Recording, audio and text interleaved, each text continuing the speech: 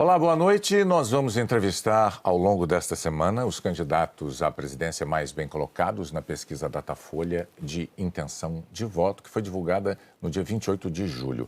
Pela ordem determinada em sorteio, com a presença dos assessores dos partidos, Jair Bolsonaro, do PL, é o entrevistado de hoje. Amanhã, Ciro Gomes, do PDT. Na quinta-feira, Luiz Inácio Lula da Silva, do PT. E na sexta-feira, Simone Tebet, do MDB. Nós vamos abordar os temas que marcam cada uma das candidaturas. O tempo total dessa entrevista é de 40 minutos. E, ao fim, o candidato vai ter 1 minuto para as considerações finais. Candidato Bolsonaro, boa noite. Obrigada pela presença. Eu agradeço também a sua presença, candidato, e o tempo começa a ser contado a partir de agora. Nós vamos começar a entrevista com um assunto que tem mobilizado os brasileiros. O senhor tem xingado ministros do Supremo Tribunal Federal, tem feito ataques sem prova nenhuma ao sistema eleitoral brasileiro. O senhor chegou, inclusive, a ameaçar não ter eleição no Brasil, como se coubesse ao senhor decidir uma coisa dessas. Candidato, com franqueza, o que é que o senhor pretende ou o que é que o senhor pretendeu com isso? O senhor pretendeu, por acaso, criar um ambiente que, de alguma forma, permitisse um golpe, contra o qual, inclusive, a sociedade civil se manifestou agora com a divulgação de 2 manifestos ou outros manifestos em defesa da democracia? Primeiro, você não está falando a verdade quando fala xingar ministros. Isso não existe. Isso não existe. É um fake news da sua parte. Outra coisa, eu quero é transparência nas eleições. Vocês, com toda certeza, não leram o inquérito de 2018 da Polícia Federal, que inclusive está inconcluso. E aquela pergunta que eu sempre faço: se você pode botar uma tranca a mais na sua casa para evitar que ela seja assaltada, você vai fazer ou não? Então esse é o objetivo disso que eu tenho falado sobre o Tribunal Superior Eleitoral. E outra coisa, em 2014 tivemos eleições, no segundo turno, o PSDB duvidou da lisura das eleições e contratou uma auditoria. E a conclusão da auditoria do PSDB, que as urnas são inauditáveis. E só para ficar bem tranquilo aqui, em 2018, houve uma denúncia de fraude e a senhora Rosa Weber determinou que fosse aberto um inquérito pela Polícia Federal para apurar a fraude. Que, obviamente, se houve fraude, eu ganhei, quem fraudou seria eu. A PF começou a apuração. E quem informou o que eu vou te falar aqui para a PF foi o Tribunal Superior Eleitoral. Numa das partes do inquérito está assinado pelo chefe do TI do TSE que hackers ficaram por 8 meses dentro do TSE, inclusive com a senha de um ministro, de nome Banhos, além de senha de outros 5 servidores. Imediatamente, a Polícia Federal pediu os logs, as impressões digitais do que ocorreu nas eleições de 2018. O TSE podia ter informado no mesmo dia, mas 7 meses depois, o TSE informou que os logs haviam sido apagados. Então, a grande interrogação é exatamente essa daí. Nós queremos evitar que dúvidas pairem por ocasião das eleições agora desse ano. Candidato, nada mais além disso. É curioso que o senhor se refira a esse episódio, porque o senhor, inclusive, foi acusado de ter divulgado informações sigilosas de investigações inconclusivas. Mas sobre a transparência que o senhor afirma defender das urnas, órgãos fiscalizadores como o Tribunal de Contas da União, a Advocacia Geral da União, associações de juízes, associações de juristas, associações de delegados da Polícia Federal, todos já atestaram a segurança das urnas eletrônicas. Eu vou além. A transparência e a segurança das urnas eletrônicas tem sido motivo de orgulho da maioria da população brasileira. Agora, o senhor começou a sua resposta afirmando que eu tinha cometido fake news. Em nome da verdade, candidato, o senhor xingou ministro do Supremo de canalha. O senhor fez isso com o microfone. Então, e ele vinha fazendo contra mim. Mas, candidato, eu lhe perguntei qual era o seu propósito. Lembra a pergunta que eu fiz ao senhor? Qual era o seu propósito? Falou ministro. Foi um ministro específico. Senhor, Tá ok? Tá refeita aqui a dúvida? Mas não, é que o senhor disse que eu cometi fake news.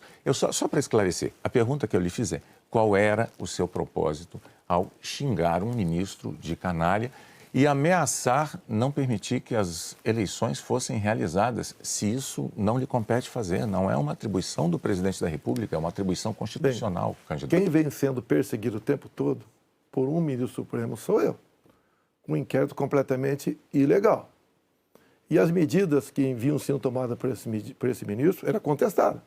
Lá atrás, inclusive, a procuradora Raquel Dodge deu um parecer para que esse inquérito deixasse de existir. E continua existindo. A temperatura subiu. Hoje em dia, pelo que tudo indica, está pacificado. Espero que seja uma página virada. Até você deve ter visto, por ocasião da posse do senhor Alexandre de Moraes, um certo contato amistoso nosso lá. E pelo que tudo indica, está pacificado. E quem vai decidir essa questão de transparência ou não serão, em parte, as Forças Armadas que foram convidadas a participar da Comissão de Transparência Eleitoral. As Forças Armadas são uma das partes, né, desse grupo que analisa a segurança. A grande questão não é nem a presença das Forças Armadas, candidato. A grande questão que se dá é que o senhor se coloca como patrono das Forças Armadas e a forma como o senhor ataca o sistema eleitoral é que causa ruído e que causa uma certa intranquilidade no ambiente eleitoral. Teremos eleições, o ministro Alexandre de Moraes acabou de assumir.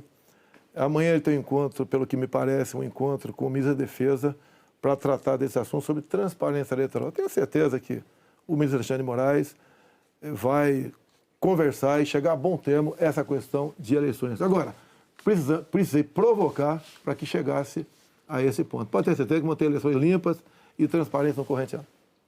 O senhor costuma dizer que defende a liberdade, mas a impressão que dá quando a gente vê manifestações de apoiadores seus é de que nem todos têm a mesma percepção daquilo que o senhor defende, porque é muito comum vermos apoiadores seus defendendo medidas absolutamente inconstitucionais. Fechamento do Congresso, fechamento do Supremo Tribunal Federal, golpe militar, intervenção militar com Bolsonaro, essas coisas são ditas. Inclusive tem uma frase que é muito ouvida também nessas manifestações por parte desses grupos que é: eu autorizo. No entanto, o senhor não os desautoriza, candidato. Isso não é uma sinalização ruim dessa parcela de apoiadores? Você vê as manifestações nossas sem qualquer ruído, uma lata de lixo sequer virada nas ruas. Eu considero como liberdade de expressão. Essas, artigo 142. O que é artigo 142? É um artigo da Constituição, que eu não entendo da maneira como alguns pouquíssimos entendem. Quando alguns falam em fechar o Congresso, é liberdade de expressão deles, eu não levo para esse lado. Tá? E para mim isso aí faz parte da democracia. Eu não posso eu ameaçar fechar o Congresso. Ou o Supremo Tribunal Federal. Então, Bonner, eu não vejo nada demais, vejo como liberdade de expressão, como alguns falam em AI-5, nem existe mais AI-5. Você querer punir alguém por ter levantado uma faixinha no meio da multidão AI-5, bom, isso aí é uma coisa que, no meu entender, não leva a lugar nenhum. Agora, o outro lado... Eu não quero interrompê-lo, mas é que o senhor disse algo muito... Perdão, candidato. O senhor disse algo muito importante ainda há pouco. O senhor disse, referindo-se ao ministro Alexandre de Moraes, que teremos eleições, elas serão limpas, etc.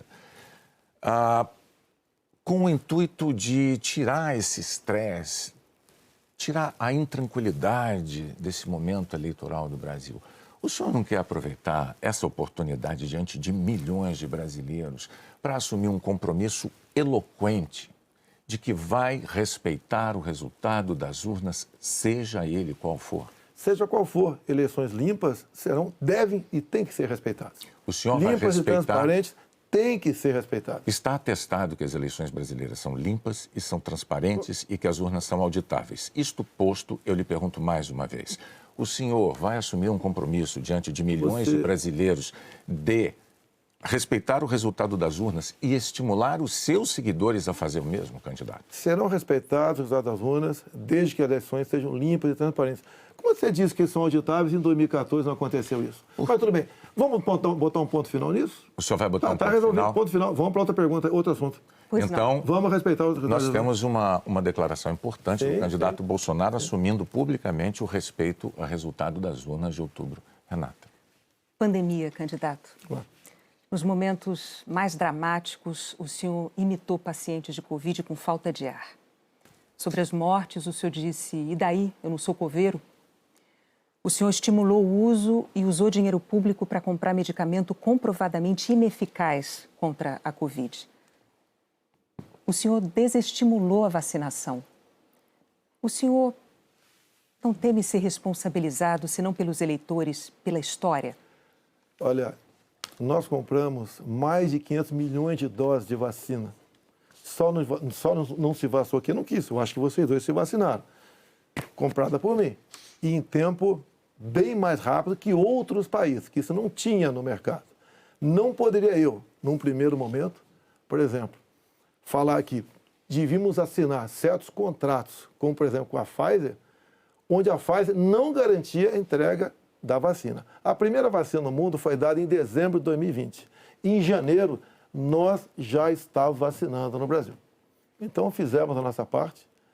E o grande erro disso tudo foi um trabalho forte da grande mídia, entre eles a Globo, desestimulando os médicos a fazerem o tratamento precoce, que isso é conhecido como uma liberdade do médico. Quando algo é desconhecido, como até hoje é desconhecido ainda os efeitos possíveis, efeitos colaterais da vacina, desaconselhar, inibir, ameaçar, caçar o registro de médicos. Isso que foi errado feito durante a pandemia. Mas, candidato, o senhor desestimulou a vacinação. Isso não tem nada a ver com liberdade. O senhor chegou a dizer que quem tomasse a vacina poderia virar jacaré.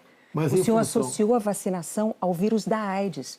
E mais, quanto às vacinas, a Pfizer esperou 93 dias por uma resposta quando a empresa procurou o governo para tratar de vacina. A Coronavac, o senhor desautorizou o ministro e chegou a suspender a compra da vacina. Não houve suspensão da minha parte. A questão da Pfizer. No contrato da Pfizer estava escrito: não nos responsabilizamos por qualquer efeito colateral. Outra coisa, a Pfizer não apresentou quais seriam os possíveis efeitos colaterais. Eu usei uma figura de linguagem: jacaré. Figura de linguagem? Sim. Você acha que é o caso de brincadeira? Não é brincadeira isso. Isso faz parte da literatura portuguesa. Então, brincadeira é, num momento difícil para o Brasil, a imprensa desautorizar os médicos pela sua liberdade de clinicar. Esse foi o grande problema. E outra coisa, eu não errei nada do que eu falei. Eu falei no início da pandemia que nós devíamos tratar dos idosos, pessoas com comorbidade, e o resto da população trabalhar. Isso eu falei e não errei. Hoje, muitos países já falam que o lockdown foi um erro, que as pessoas se contaminavam muito mais em casa do que nas ruas. E outra coisa, se falava em fazer o que o lockdown? Lockdown 1 mês, 2 meses no máximo para achatar a curva. Durou mais de um ano o lockdown. E até hoje continua gente falecendo por Covid. Ou seja, o lockdown serviu sim para atrapalhar a nossa economia e contaminar mais pessoas ainda em casa. Candidato, mas as medidas socioeconômicas importantíssimas, elas foram adotadas por governos no mundo inteiro justamente para sustentar o fique em casa no pico da pandemia, fique em casa se puder. Para que as pessoas pudessem proteger a própria vida e, ao mesmo tempo, receber um amparo econômico. Para evitar o colapso dos hospitais, aliás, como nós vimos em Manaus. Pessoas morrendo com falta de oxigênio por um erro de logística e gestão do seu ministro da Saúde. Negativo. Menos de 48 horas estavam chegando já cilindros lá em Manaus. Lá foi uma coisa atípica, anormal, que aconteceu de uma hora para outra. Menos de 48 horas, cilindros começaram a chegar em Manaus de alguns pontos do Brasil. Fizemos a nossa parte em Manaus.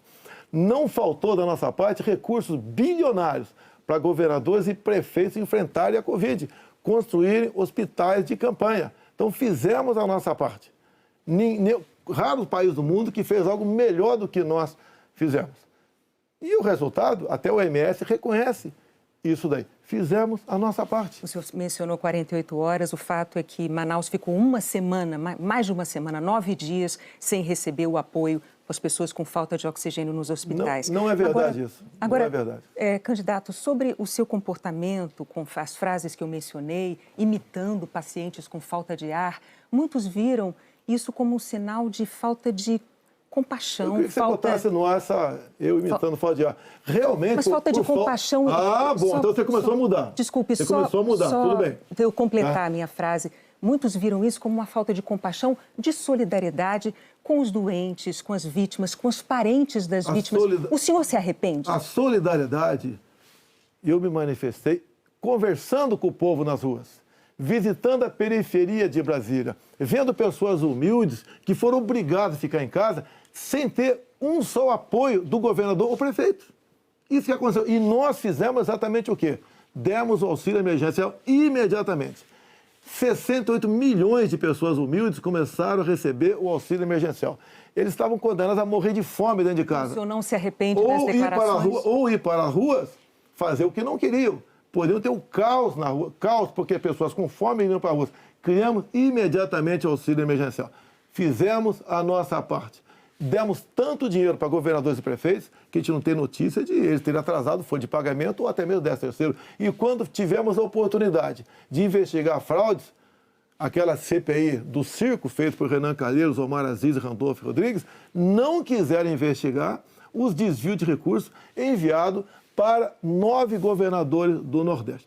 Fizemos a nossa parte e tratei com muita seriedade essa questão. Agora, não adotei o politicamente correto. Não estimulei. Inclusive, o que eu falei é que quando foi decidido o que era essencial, o trabalho essencial, eu falei, deve ser todo aquele necessário para o homem ou a mulher levar o pão para dentro de casa. A própria MS concordou comigo nessa questão. Então o senhor chama isso de politicamente incorreto? O senhor não se arrepende do seu comportamento, das frases que fez, imitando pessoas com falta de ar, como solidariedade com as famílias que sofreram? Você acabou de falar que eu não imitei falta de ar e voltou a falar em falta de ar novamente. Você voltou a falar em falta de ar novamente. 700 mil mortos. A minha pergunta é muito específica. O senhor se arrepende Lamento as disso? mortes. Não tem que não perder um parente, um amigo. Lamento as mortes. Agora, não poderia ser tratada a Covid da forma como começou a ser tratada. E quando você fala em tratamento precoce, lembre-se que no protocolo do Mandetta tinha o tratamento precoce lá, mas só em casos graves, onde eu não concordei com ele. No início, o protocolo do Mandetta era vá para casa.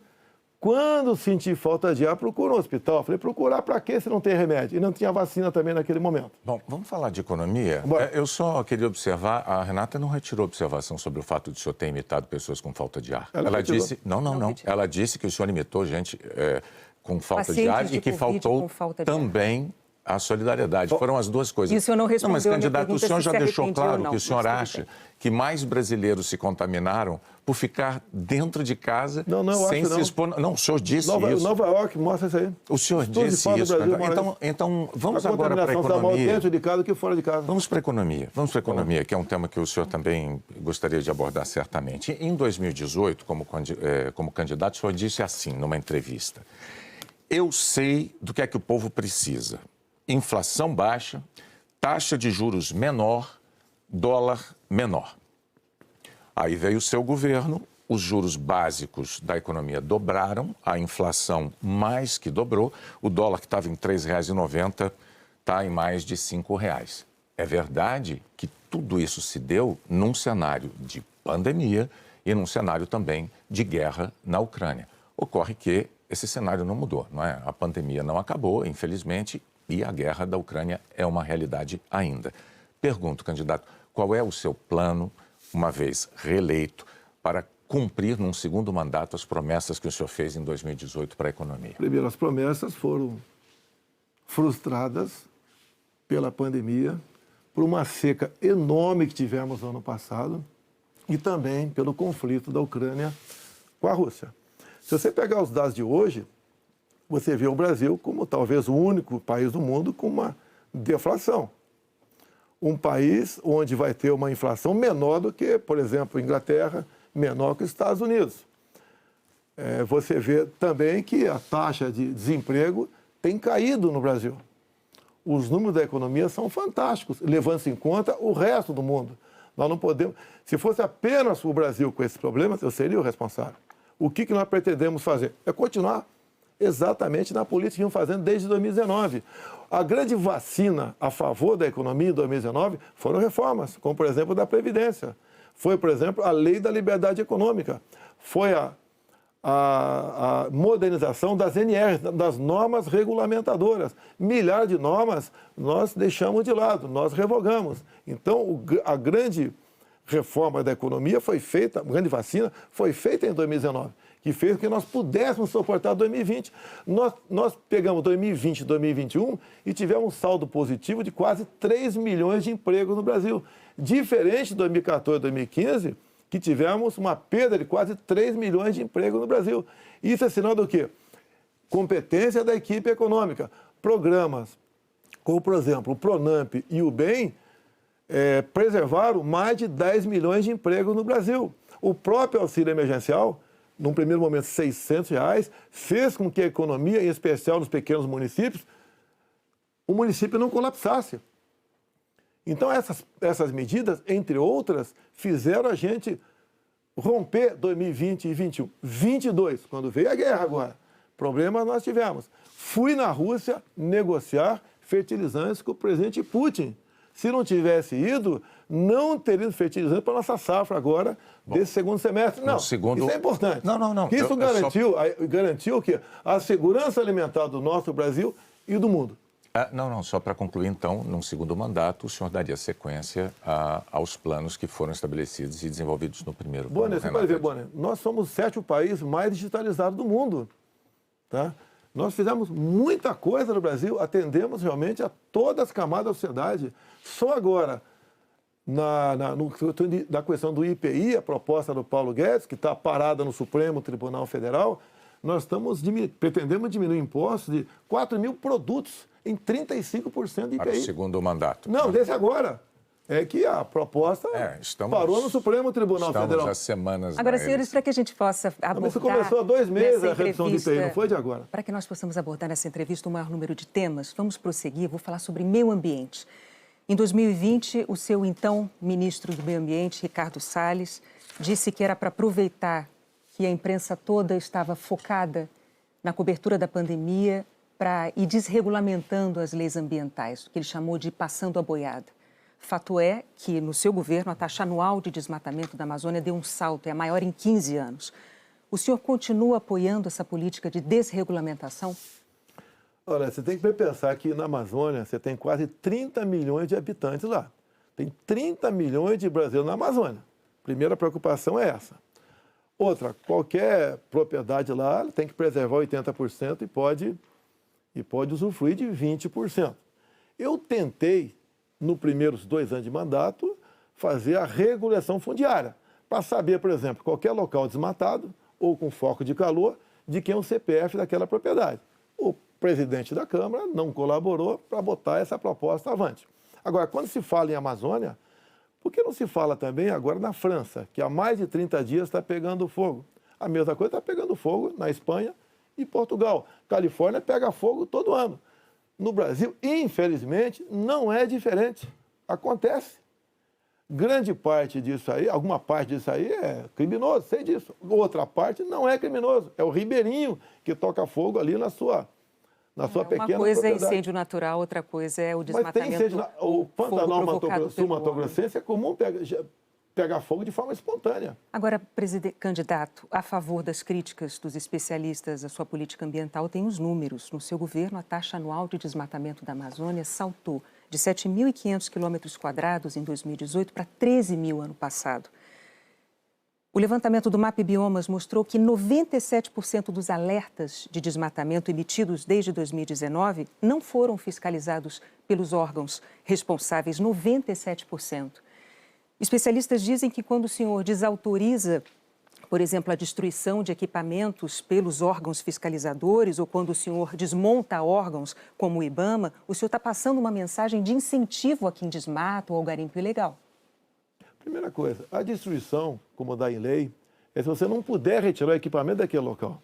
O que vinha acontecendo, e ainda vem, infelizmente, é que o material pode ser retirado do local, porque se chegou lá, pode ser retirado.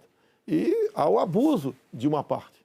E como eu disse para você, tem abuso locais... de qual parte? Tem locais na Amazônia ali que é permitido.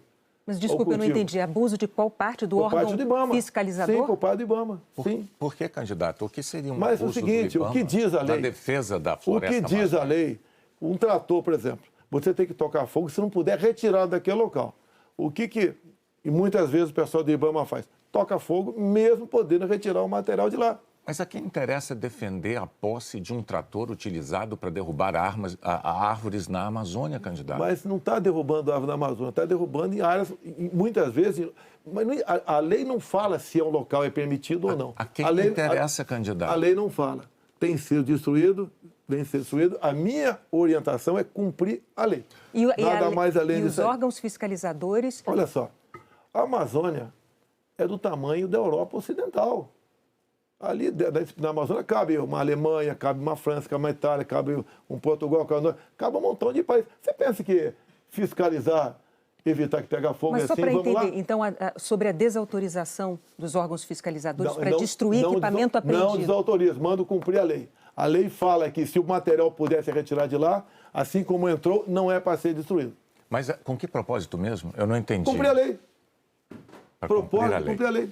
Faz lá dentro, eu tenho aqui uma aspas. Tem quase 30 milhões de pessoas que têm que sobreviver. Eu tenho aqui uma aspas em que o senhor diz que não é para queimar nada, maquinário nem trator. Mas vamos adiante, o fato é que, sobre o meio ambiente, em 2018, o mundo tinha uma visão sobre o compromisso ambiental do Brasil. Hoje, o mundo vê o Brasil como um destruidor de florestas. Num segundo mandato, o que o senhor vai fazer para mudar essa imagem? Primeiramente, destruidor de florestas. É uma mentira. Ninguém quer destruir floresta, né, por livre e espontânea vontade. O acordo Mercosul-União Europeia estava travado. Com os problemas agora da guerra, Ucrânia, Rússia, a União Europeia quer acelerar o acordo conosco para o Mercosul. Dizer mais, a Alemanha está usando combustíveis fósseis. Por quê? Se eram os países que diziam que nós devíamos cada vez mais buscar aí energia limpa. Concordo com eles, mas a realidade é outra completamente diferente. Não é a realidade aquilo que a gente acha que deve ser, é o que tem que ser. Países da Europa já estão em contato conosco, por exemplo, atrás do hidrogênio verde. O Brasil será uma grande potência fornecedora de energia hidrogênio verde. Como já temos acertado, né, no limite máximo, temos até o equivalente a 50 Itaipus na costa do Nordeste. E nós vamos exportar esse hidrogênio verde para a Europa toda. Ou seja, o Brasil é um exemplo para o mundo. Você pega, está na minha frente por coincidência aqui, por exemplo, as áreas reservadas em países outros para agricultura, não é pecuária, é agricultura. Somente a União Europeia é de 45% a 65%. Você pega países como a Alemanha, 56% para a agricultura. Então, você pega o Reino Unido, 63% para a agricultura. O Brasil preserva 2/3, 66% da sua área verde. O Brasil não merece ser atacado dessa forma. Vamos falar porque, de política, no fundo, há um interesse no agronegócio. É deixar o Brasil de lado. Agora, cada vez mais o mundo vê, como a própria presidente do OMC disse, há 2 meses, 3 meses atrás, disse o quê? Que o mundo, sem o agronegócio do Brasil, passa fome. Ou seja, a realidade é isso aí. Vamos ver se o Brasil consegue mudar essa imagem. Vamos tentar mudar, sim. Bom, vamos falar de política agora, que candidato. Muito importante isso agora. Está também nas atenções por motivos claros. Em 2018, o senhor candidato à presidência, o senhor se apresentava como o candidato da antipolítica e o candidato contra o Centrão. Na convenção do seu partido, o general Heleno chegou a cantar se gritar, pega Centrão, não fica um, trocando a palavra ladrão por Centrão, etc. Isso ficou muito famoso. Hoje, a verdade é que o Centrão, ele é a base do seu governo. Na semana passada, quando o senhor estava saindo lá do Palácio da Alvorada, inclusive o senhor enfrentou lá um incidente com aquele youtuber que foi cobrar do senhor essa aliança do seu governo com o Centrão. Eu pergunto, por que eleitores como aquele, que se sentem traídos pelo senhor, acreditariam nas suas promessas de agora? Você está me estimulando a ser ditador. Eu, candidato? Você. Porque o Centrão são mais ou menos 300 parlamentares. Se eu deixar de lado, eu vou governar com quem? Não vou governar com o parlamento. Então você está me estimulando a ser um ditador. São 513 deputados. 300 são de partidos de centro, pejorativamente chamados de Centrão. O lado de lá, os 200 que sobram, é o pessoal do PT, PCdoB, PSOL, Rede. Não dá para você conversar com eles. Até eles não teriam número suficiente para aprovar sequer um projeto de lei comum. Então, os partidos de centro fazem parte, em grande parte, da base do governo para que nós possamos avançar em reformas, como temos avançado em muitas coisas. Como, por exemplo, através do Centrão, nós conseguimos o Auxílio Brasil de R$ 600 para 20 milhões de famílias. Dá para imaginar isso? E olha só, os partidos de esquerda votaram contra o parcelamento dos precatórios, que era condição para a gente dar lá atrás R$ 400 de Auxílio Brasil para esses mais necessitados. Então o PT votou contra o Auxílio Brasil de 400. Não, votou contra a questão dos precatórios. Do parcelamento, que sem parcelamento você não tem como conseguir recurso no orçamento para pagar os 400. Assim como agora o PT também votou contra, tá? Ou melhor, discursou contra os R$ 600 e votou favorável. A questão política dele. Assim como a questão de poucos meses, para diminuir o preço da gasolina no Brasil, todos os senadores do PT votaram contra a redução de semestre no Senado. Agora vamos lá, candidato. Agora, como é que eu vou trabalhar com o parlamento sem os partidos de centro? Mas a questão... O senhor disse que eu estou estimulando o senhor a ser ditador. Está estimulando, sim. Por favor, candidato. Não, longe de mim, não. Eu não estimulei nada. É que a questão é a seguinte. Em 2018, o senhor chegou a dizer, até com propriedade, que governos anteriores tinham feito alianças com o Centrão. Mas o senhor disse criticamente que esses governos anteriores tinham feito nomeações com interesse político partidário e que isso tinha tudo para dar errado. O senhor chegou até a concluir assim: por isso eu não integro o Centrão. Mas recentemente, há dias, o senhor, com muita naturalidade, disse assim: eu sempre fui do Centrão, eu vim do Centrão. Aí eu tenho que perguntar ao candidato, em nome da clareza para os eleitores, em qual dessas duas afirmações o eleitor deve acreditar? O senhor sempre foi do Centrão ou o senhor, como disse em 2018, diz: eu nunca fui do Centrão por esse motivo? No meu tempo não era Centrão, não existia Centrão. Como assim? No meu tempo, esses partidos que eu já integrei não eram tidos como partido do Centrão. Agora, o importante, Boni, o importante, nós estamos num governo sem corrupção. Eu indiquei ministros pelo critério técnico. Eu não aceitei pressões de lugar nenhum para escalar ministros. Qual governo teria o ministro padrão Tarcísio de Freitas na infraestrutura? Padrão Marcos Pontes na ciência e tecnologia? Padrão a Tereza Cristina na agricultura? Padrão Gilson Machado no turismo? Uma pessoa desconhecida até chegar no meu governo. Padrão Onic Lorenzoni, que eu considero como um coringa meu. Padrão Braga Neto, que esteve na defesa. Ou seja, padrão Salles, uma pessoa excepcional. Padrão, atualmente, o ministro Juca, do Meio Ambiente. Então, essas pessoas que deram um impulsionamento ao governo. Estamos governando com competência e sem corrupção, porque não tem indicação política para esse ministério. O senhor citou vários ministros, então, aproveitando a deixa, eu vou falar de um tema importantíssimo para o futuro do Brasil, que é a educação. No seu governo, o senhor indicou 5 ministros diferentes. Um deles caiu justamente por um escândalo de ter beneficiado pastores com dinheiro da educação e diz que foi a seu pedido no caso de um dos pastores. Qual é a dificuldade de escolher um bom ministro da educação? Por muitas vezes, depois que a pessoa chega, a gente vê que ela não leva jeito para aquilo. Não foi só da educação. Ele teve acusação. Ele teve morte de prisão. Ele foi preso, inclusive. Agora, conseguiu o habeas corpus logo em seguida. Agora, fiquei sabendo depois, né, que o Ministério Público do DF foi contra a prisão dele. Agora, veja só... Foi contra a prisão dele. Por quê? Não tinha nada contra ele. Se tiver hoje em dia, é outra história. Até aquele momento não tinha nada. A questão de ter 2 pastores, um que está no gabinete dele, qual é o problema? Agora, se ele faz besteira, e se essa pessoa Agora, nós começamos a investigar o caso dos pastores. Não foi a Polícia Federal. Nós começamos a investigar com a CGU. Agora, só na área da educação, o primeiro-ministro escolhido pelo senhor caiu depois de 3 meses porque, por causa de um escândalo, pediu que professores gravassem slogans de campanha seu. O segundo ministro praticamente fugiu do Brasil depois de ter insultado ministros do Supremo. O terceiro ministro nem chegou a assumir porque maquiou o próprio currículo. O quarto ministro envolvido no escândalo de corrupção. Quais são os critérios que o senhor usa para escolher um ministro de uma área tão vital para o futuro do país? As pessoas se revelam quando chegam. Atualmente, eu tenho um excelente ministro da Educação. Acontece, é igual um casamento, muitas vezes. Mas o senhor concorda que essa alta rotatividade prejudica? O ideal era não ter rotatividade. O ideal era não ter rotatividade nenhuma, mas acontece. Outros ministros foram trocados também. Bom, por vários motivos. Agora, depois desse escândalo do MEC... Que escândalo do MEC, Bonner? A saída do ministro... Mas a saída é escândalo, MEC?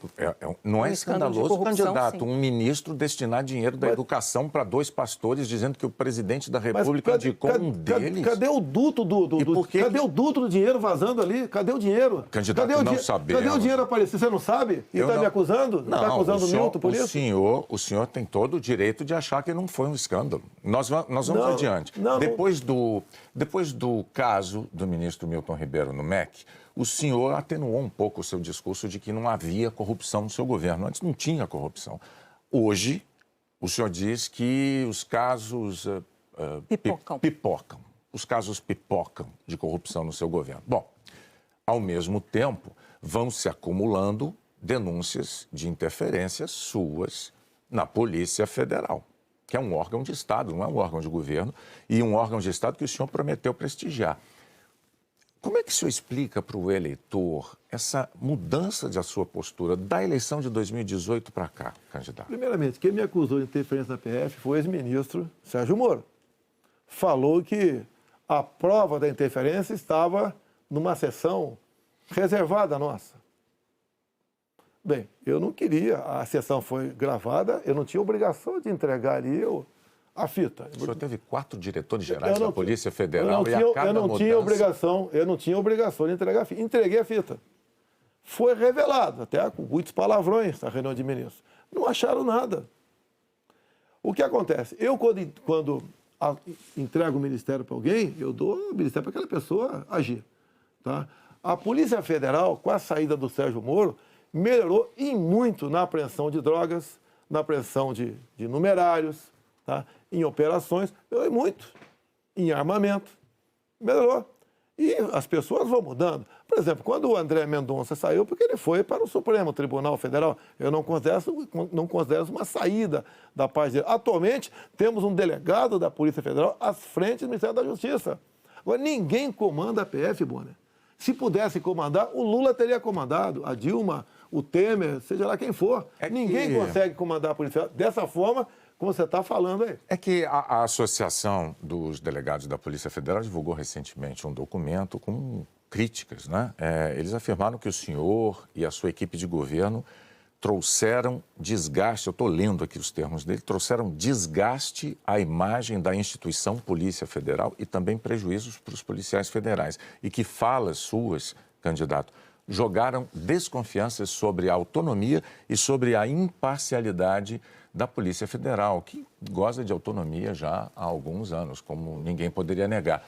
Qual é a sua posição, então, diante de um documento com uma queixa, uma acusação como essa da Associação Nacional dos Delegados? Então, primeiro, acabar de confirmar que não tem interferência, porque gosta de autonomia.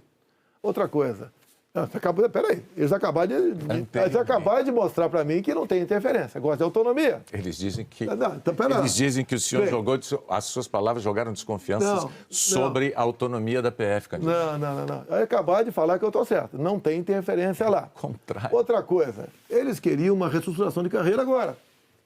Eu achei até justo. Mas outras categorias não concordavam com isso, sem serem beneficiadas também. E daí começou um movimento por parte de alguns delegados da PF, contrário à minha posição, que deságua numa nota como essa daí.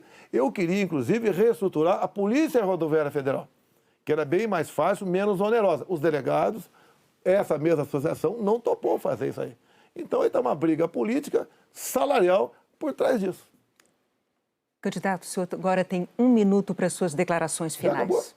Pois é, passou rápido. Eu queria ficar algumas horas com vocês aí. Tá? Quando o senhor começar, a gente começa a contar o tempo. Vamos lá. O que eu tenho a falar para a população brasileira? Peguei o Brasil numa situação crítica, na questão ética, moral e econômica. Começamos a trabalhar, tá?